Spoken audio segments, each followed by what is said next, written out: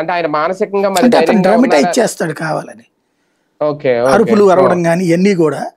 Okay. తను ఒక ఎదుటి అంటే రాజకీయ పార్టీ తరపున అరెస్ట్ అయినప్పుడు, ఇప్పుడు తెలుగుదేశం వాళ్ళు ఇదివరకు అరిచేవాళ్ళు కదా, కేకలేసేవాళ్ళు కదా, దాన్ని అప్పుడు ఏది నిలదీశారు నిగ్గదీశారని రాసేది ఎర్రజన్ మీడియా. ఇప్పుడు వచ్చేటప్పటికి ఏడుస్తున్నాడు అరుస్తున్నాడు అని రాస్తున్నారు. అంటే మన నీచ జర్నలిజంలో అదొక స్కూల్.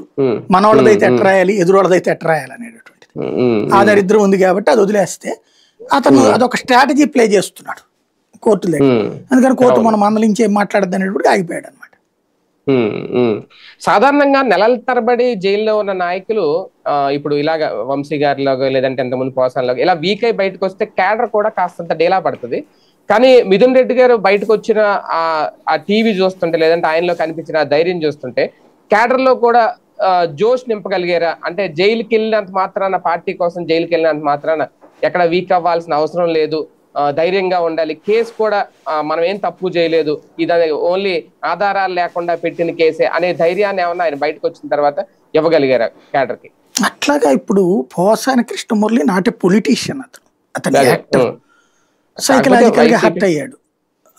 వైసీపీకి ఇది తప్పించి వైసీపీ నుంచి పదవి తీసుకున్నాడు. కానీ పొలిటీషియన్ కాదు, అతను రియల్ పొలిటీషియన్ కాదు. ఇప్పుడు రేపు రాజకేశ్ రెడ్డి